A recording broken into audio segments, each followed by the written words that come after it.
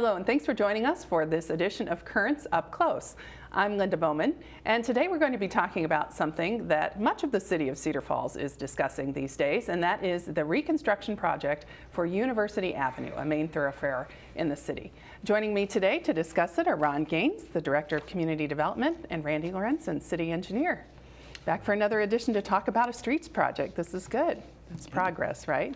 But this is a very big project that we're talking about. And we thought we would start today by actually discussing how it is that we got to this point in time where we're looking at an actual concept. So Ron, can you tell us kind of the timeline? Yeah, I think Randy and I have been working on this project for quite some time.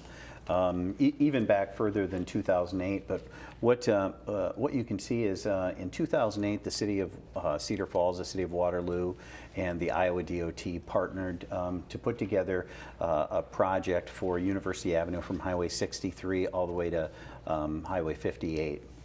And so in 2008 we identified the needs of the project and looking at what type of project this would be and trying to address all of the components that would go with that, and that's kind of a complete streets theory. And from 2008 to 2010 the University Avenue corridor study was completed and by a consultant by AECOM, and then we had another consultant that the DOT hired, Kittleson, and they looked at some of the same things, looked at some concepts going through there to complete the environmental assessment portion of the process. And really what that is that's looking at the area where the project would be done to establish what type of disruptions would be in the corridor and if they would have any environmental impacts. Now, I think this is probably a good place to mention that in August 1 of 2014, the city of Cedar Falls actually took possession of University Avenue where there was a transfer of jurisdiction. So since August 1st, we have been working very diligently to come up with the design in order to get construction out there, because I think, as everyone would agree, the condition of University Avenue is not going to last much longer. So the City Council just recently adopted a concept to move forward with, and looking forward in the next few months, what we're going to be looking at is between 2015, looking at acquiring the right-of-way that we need, and then hopefully starting 3 years of construction starting in 2016.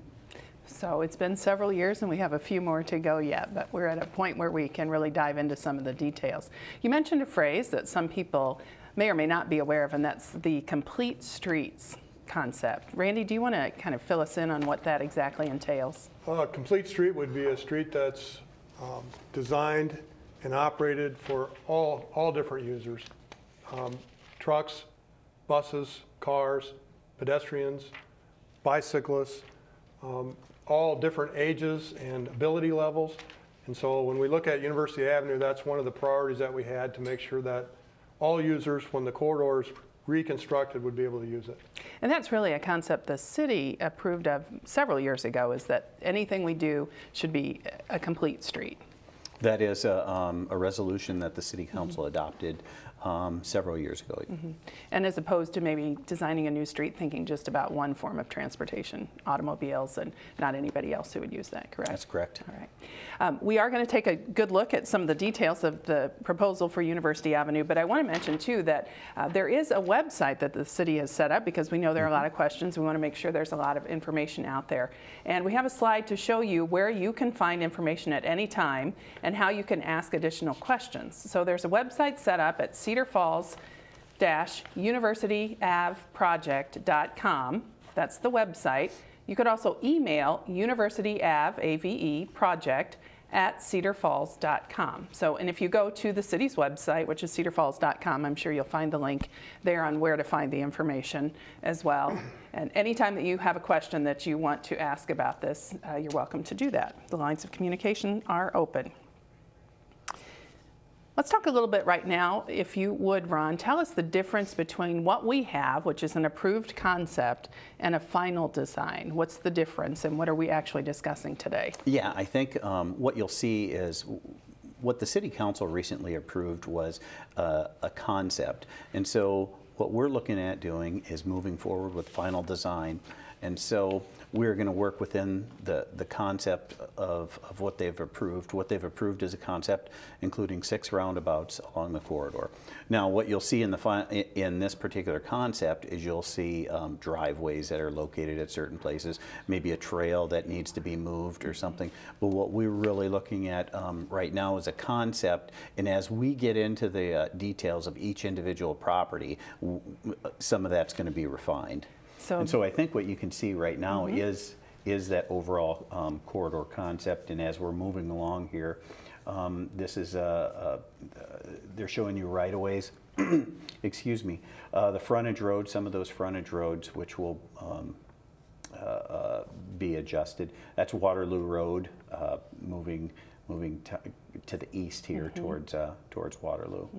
So kind of, you have to think subject to change when we start to take a closer look at all of these details, because the concept is not the final design. That's correct. I think if you take it in this, the location of the roundabouts at particular intersections, those are pretty much final. But when you start to look at driveways and some of those things, those have not been established. And I think one thing that maybe is a good way to put it is what you see right now is a two-dimensional illustration of the design. What we have to do now is go into that third dimension and start designing the sanitary sewer, the water main, all of those the infrastructure components that go along with the reconstruction of the roadway. So little tweaks could come here and there in those. That's as correct. You take a look at all of those little details. Well, we have several slides that we want to take a look at that will show you portion by portion exactly how that concept looks right now. And we're starting right underneath Highway 58, and this is the far western edge of the project right now at University Avenue. And this is an interesting shape even for a roundabout. This is called a teardrop roundabout.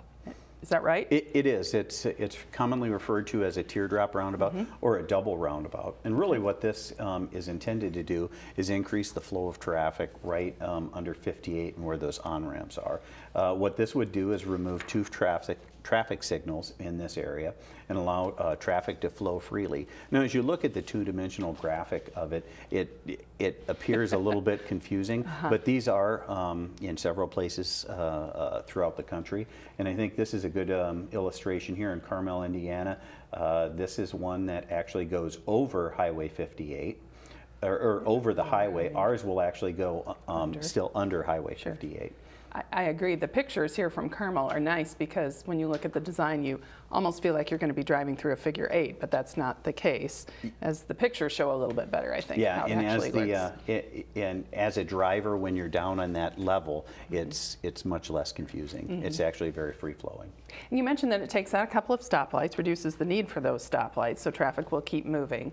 And isn't that one of the overall themes of this whole reconstruction? Yeah, one of the things that the consultant looked at is actually moving traffic safely and efficiently, and with this concept, it actually achieves both of those goals or priorities that the council set. Okay, let's take another look to the east. We'll just go block by block, basically, as we move along here. Randy? This is Boulder Drive intersection. You'll notice right now Boulder Drive is a right in, right out intersection. This is where the proposed third roundabout would be. It would connect Boulder Drive with University Avenue, and it would take the traffic that presently uses a signal at Valley Park Drive and move it a block to the west to Boulder. Okay. And you can see Pete Junior High School is right up to the north of that roundabout, and you can see a little bit of trail access. We'll talk a little more specifically about how pedestrians cross roundabouts, but that would be the access point for people who wanted to cross there to get to Pete as well. I think one thing that this roundabout does for us is, as Randy mentioned, it eliminates the Valley Park traffic signal, but it also eliminates the one at Tucson. And so we go from 2 traffic signals to 1 roundabout along that corridor, moving traffic that much more efficiently. All right. Speaking of Valley Park, let's slide our slides again, and we're getting to the next slide where you see Valley Park. The roundabout is there on the left, and then Valley Park is the next street to the right of that. excuse me, moving to the east, the roundabout that you see in the left hand of the screen is the Boulder Drive roundabout. Valley Park is the next street. There'll be a median there. You won't be able to go north and south through that intersection. And that's a change from That's a change what from it what's is there now. now. One other thing to notice is there's mid-block right-in, right-outs to the restaurants on the College Square side, and there's also a right-in, right-out on the north side into the businesses that are north of University Avenue. Another component that's important is to look at the frontage roads. The frontage roads will be utilized by those mid-block connection points to get to the businesses or restaurants on the south side, and the same on the north. On the north side, the frontage road will allow travel east and west to the driveways, same thing on the south. But parts of that frontage road will be removed as part of this design in order to eliminate that congestion that happens at the street intersections.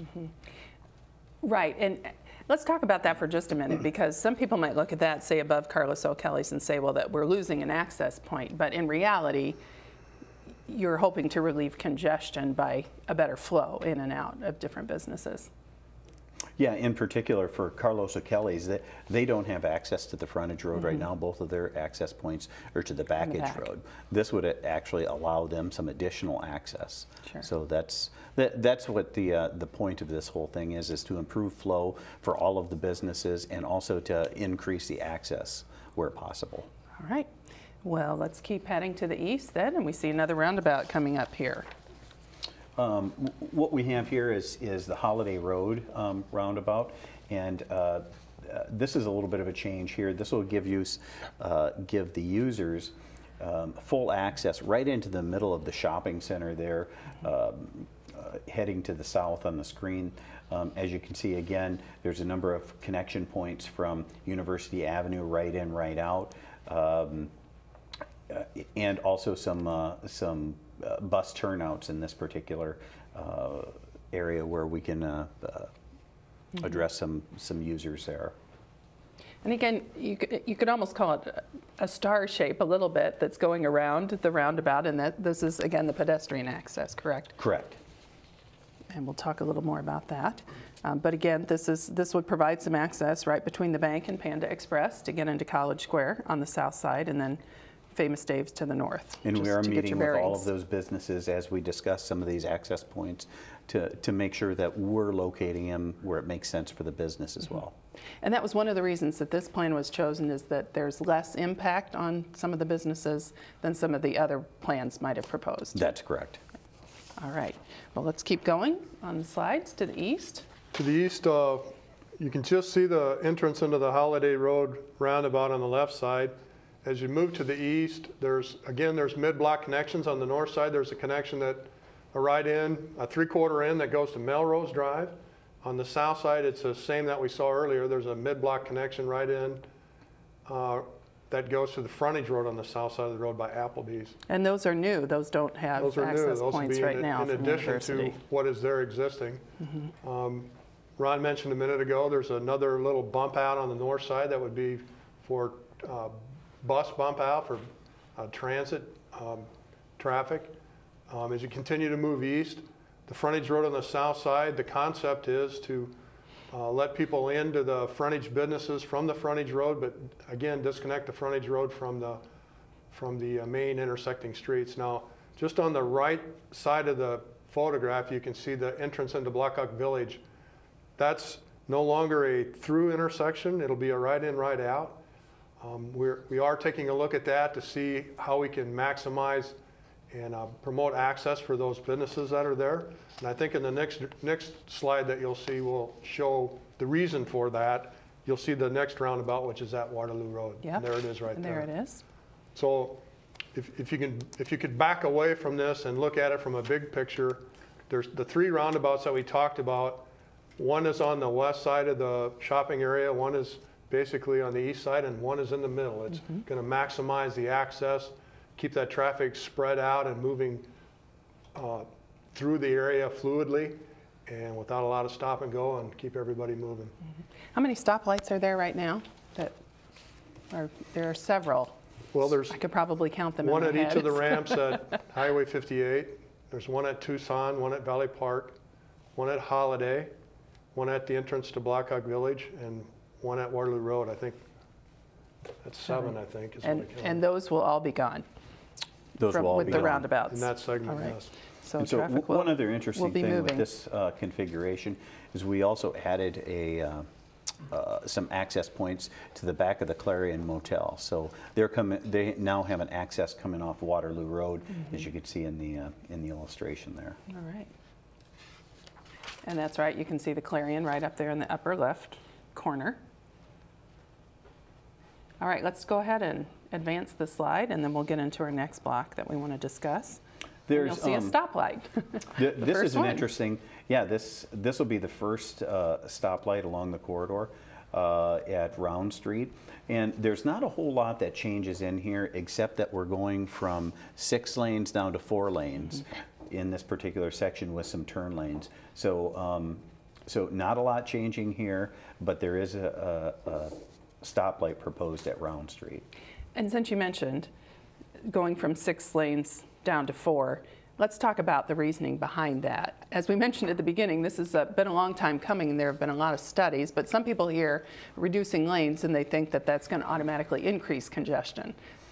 Yeah, as we mentioned, the engineering firms that we've hired for this have looked at several different configurations of University Avenue, whether it has stoplights or it has roundabouts. And what you'll find is to get the traffic flow moving there, and the number of cars and the projected number of cars in the year 2040, this 4-lane configuration will easily support those number of vehicles in the 2040 time period. Okay. Let's take a look back at the slide we were looking at. We saw the stoplight at Round, and why no roundabout there? Was that not possible, or is this a better design option? It would be possible to put a roundabout at Round Street, but the impacts to the businesses that surround that intersection were very heavy. It would have resulted in a number of businesses having to be relocated, and I think that the consultant looked at that, and one of the goals was to make it as efficient as possible, but at the same time minimize the impacts to the existing businesses, and the impacts there were greater than the benefit of putting a roundabout there. All right. Okay, well, let's move on east then from Round and see what's ahead. Not a whole lot of change that I can see on this slide, but No, I think this again is a stretch that the only thing you'll really see is a reduction in lanes, a reduction in 1 lane in each direction. So again, 2 lanes in each direction moving through this part of the corridor. and as you can see, we're passing Peralta. Now we'll just keep going east. Now as we move to the east, now we're approaching the Cedar Heights Drive intersection. The roundabout in the lower right of the picture is the Cedar Heights University Avenue intersection. One interesting component of this intersection was the crash rates that are existing and historically found at that intersection can be greatly reduced by a roundabout. And again, that's one of the positive aspects of it, is it can make an intersection much safer than a traditional stoplight intersection. How is that, Randy, that it's safer? Some people seem to think that makes it more dangerous, so can you explain I think that? what you can say is that an intersection, when someone makes a mistake at a signalized intersection, they're usually traveling at a high rate of speed, and the severity of the collisions or accidents are much, much greater at a signalized intersection. A roundabout, there's going to be people that make mistakes in a roundabout, but it's at a much, much slower speed, and there's no left-hand turns in front of somebody else that a signalized intersection has. Everybody's going the same direction, and seems to flow pretty smoothly. More of a glancing blow if there is a collision instead of maybe a head-on or T-bone type of accident. Yep. Okay. Something as well on that slide that we were talking about, I don't know if we can go back one. There we are. Bicentennial is actually going to have an access point that it did not have, and there are several smaller businesses up in that area. We actually reconstructed Bicentennial not that many years ago, and we looked at trying to get a connection at the university at that time, but with the 6-lane configuration in there, the turning radius for trucks was too tight. We couldn't make it work. Now, as you're reducing the footprint of the road, this becomes a real viable access, and that's one of the components that the consultants found would be a positive improvement, would be making a connection with Bicentennial. Kind of improves the flow, I think, for Improve all the of those flow, yeah. businesses there. All right, we'll advance on to the east and go past Cedar Heights now. This is a familiar area, I think, to a lot of people. There's a Blackhawk Rentals, and then L&M Transmission, the Goodwill store, Scenic Drive as we come up on Scenic. And really, this is the, right now, this is the east end of the project. What we have is Midway Drive, and that's the corporate boundaries between Cedar Falls and Waterloo. And so there's the traffic signal proposed there, but I think you can see that this just reduces lanes, and we add a couple right-in, right-outs to some of the businesses along there. So this stretch is very similar to the way it is today, except the roundabout at Cedar Heights. All right, and then we'll end the Cedar Falls portion of the project right there at Midway Drive. We want to take some time to talk about some frequently asked questions that are popping up as people are taking a look at the plan and trying to understand what it involves. And one of the things is that you mentioned there's some right-of-way acquisition to be done. And yet we're reducing lanes from 6 to 4. So why is there, shouldn't there already be enough property there to do this without having to access those right-of-ways? Sure, I'll start, and hopefully Randy can jump in All here. right. But if you look at the cross-section that we'll have showing up here, this is the typical section of the roadway, what it will look like right now. It'll have the 2 lanes in each direction, and imagine that you were kind of standing here looking to the east. So you would have a 10-foot trail section on the south side, a 5-foot pedestrian walkway on the north side, and 2 lanes of traffic in each direction. One of the things that we've tried to do here with the design is separate the trail and the sidewalk to maximize maybe some snow storage space in that area. And if we can go to the next slide, we can show this. If you look at the dash line there where it says existing pavement, what you'll see is that's where the roadway would go to today. So you can see where we are actually reducing the footprint of the roadway, but in order to go ahead and get the sidewalk and the trail sections in there, we are allowing for some green space in there. Again, this is the side with the north side with 5-foot sidewalk. All right. The next slide then would be the south side. Again, you can see where the existing pavement would be. It would be probably 1 or 2 feet into that existing trail section, but this is a 10-foot bicycle path, very similar to what you see all over Cedar Falls. So this has 9 foot from the back of curb to the face of the trail. And this again goes to that complete streets concept, that it's about how everyone's going to move efficiently along University Avenue. Trying to accommodate all the walkers. users. Yeah, all the users. All right. I look at these slides and I think, wow, it's a lot more complicated on paper than it appears to be as we just watch something being built, right? One thing to add is that the existing right-of-way out there is not that far distant behind the existing curb. Okay. So that's one component of it that it's kind of surprising to see that big of a facility, but then to realize that in most cases there's not enough room behind that curb to put a shared use path or a sidewalk. So that's part of the trade-off of why it takes more room than it would have. And then there's one other piece that we wanted to mention here, and that is those bus bump outs, the bus stop bump outs that you have built in along the roadway. And let's take a little bit closer look at that so that everyone understands what we're talking about here. When we visited with a lot of the business owners out there, one component of the the complete streets concept was to serve all users, and we had a real a lot of input about where the buses, the Met Transit buses, drop people off and pick people up. Okay.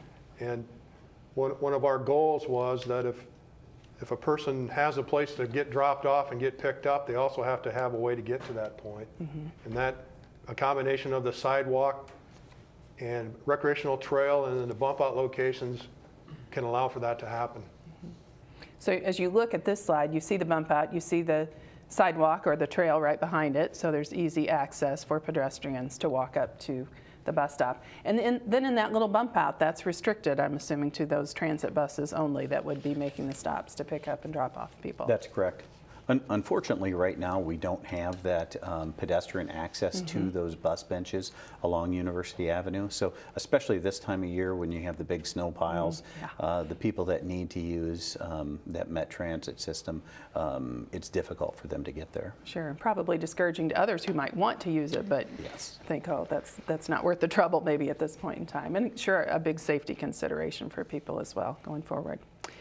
Another question that we hear, hopefully we have this behind us now for a few months, but how do you do snow removal in a roundabout? How does that happen? Well, we've been asked that question several times, Sure. and we were able to get a video from the city of Johnston. All right. And what you can see here is you can see they have a small pickup size snow plow going around, and right now he's actually on the truck apron. Okay. And so he's plowing the snow off of the truck apron.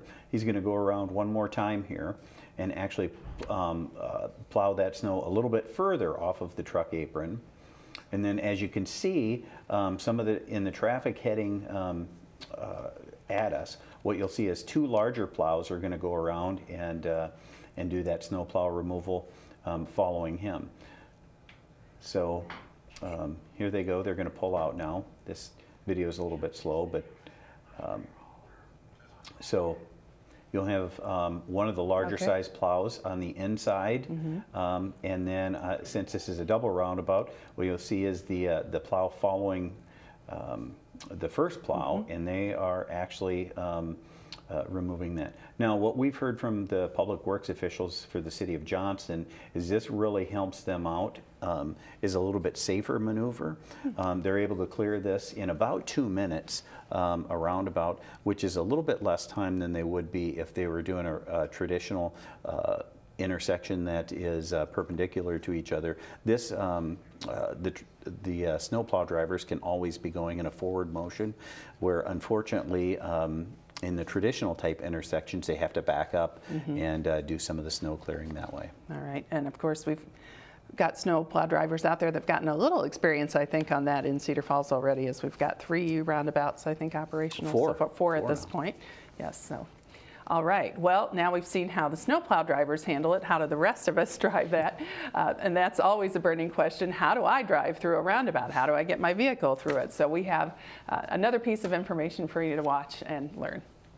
Roundabouts are circular intersections that direct traffic around a central island with yield signs, directional signs, and pavement markings.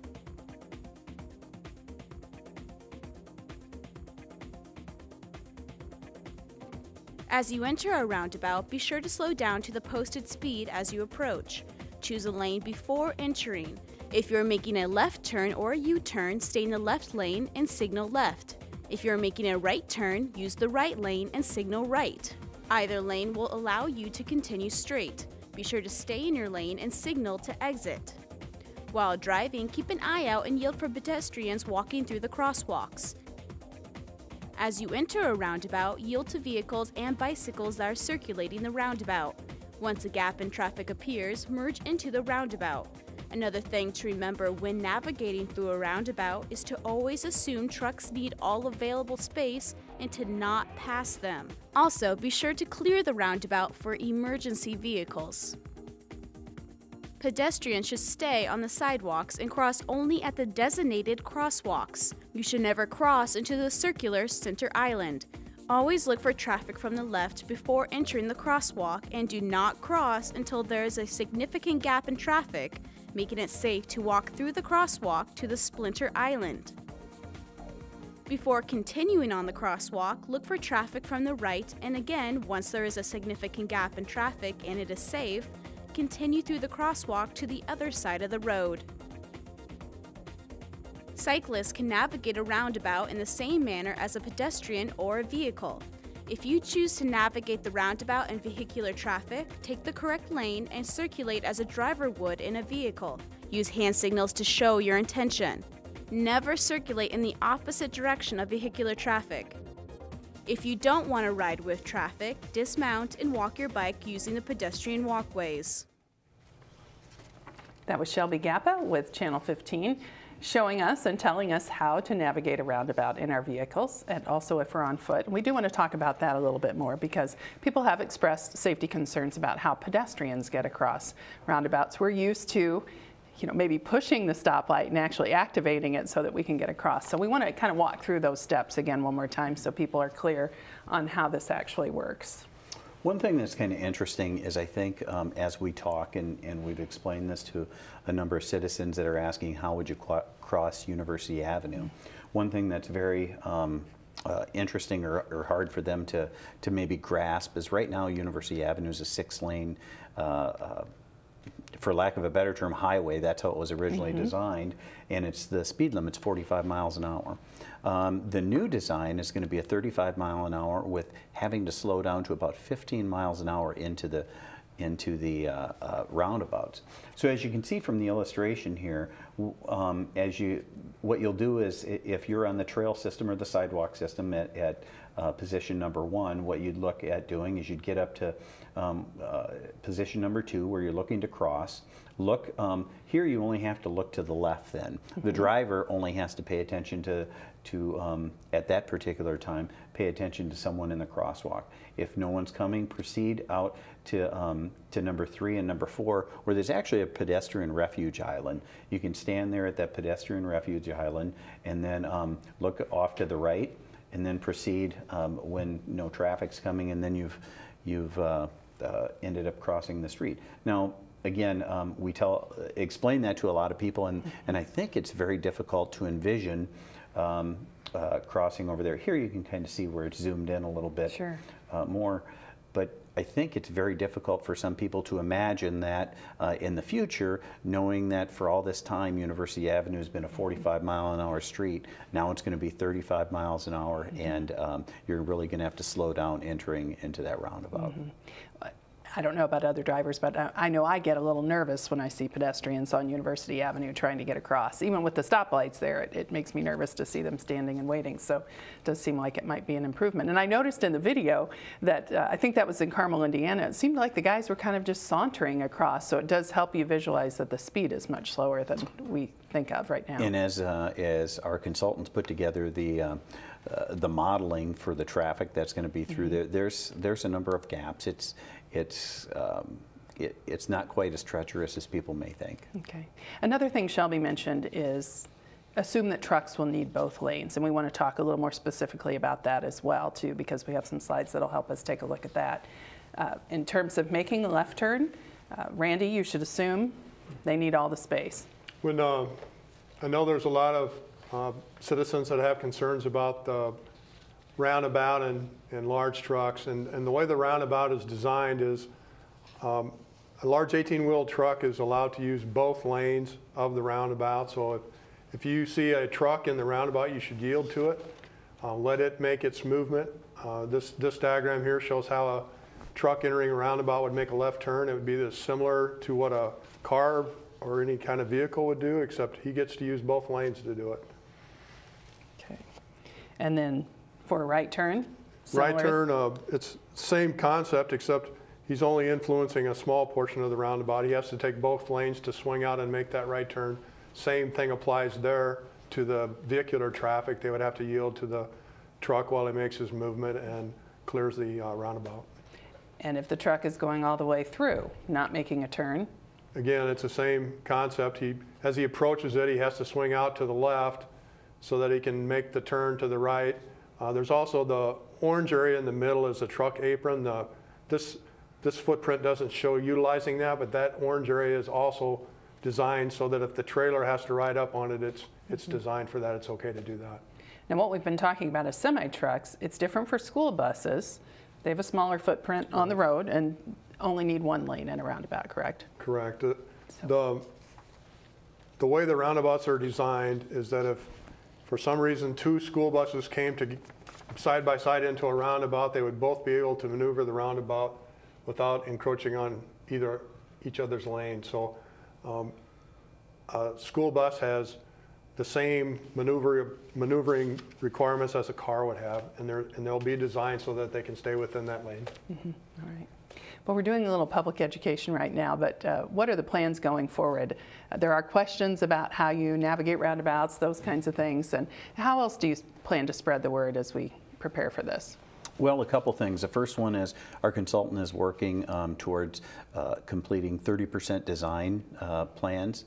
So we'll be moving forward, speaking with all of the businesses and trying to get what our needs are going to be for right-of-way. The second thing will be is we will then hire our consultant to go in and do a final design.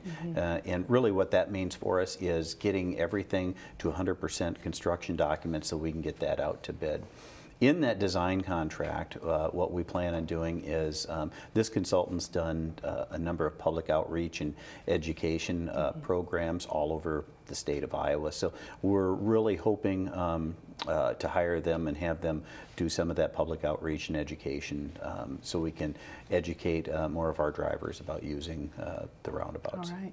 And there is, as we mentioned earlier, there's a website set up that offers you additional information. And if you have questions, we have a way for you to ask those questions specifically to the city. The website is cedarfalls-universityavproject.com. And that's AVE when I say AV, universityAVEproject.com. And the email is universityavproject@cedarfalls.com. Website and email up there for you if you have questions or want to find out more information. And so the next steps, we have to finalize the design. Finalize the design and hopefully get construction drawings ready so in the spring of 2016 we can begin construction. All right, 2016. Anticipated date, and how long will it take to finish this stretch of University Avenue? This is a 2-mile stretch, and what we really need to do is throughout the construction process maximize our access to the existing businesses along there. They can't afford for University to be shut down entirely for. So that's going to be one of the big things in the design phase is figuring out that staging plan. Right. But what we anticipate is 2016, 2017, and 2018 will University Avenue from 58 to Midway Drive will all be under construction. All right. Well, there will be more to discuss in 2016, I'm sure, as we move forward, even sooner, I would imagine, as well. Thank you both, Ron and Randy, for being here today to explain more of the University Avenue Reconstruction Project. And thank you all for joining us for this edition of Currents Up Close. Thank you.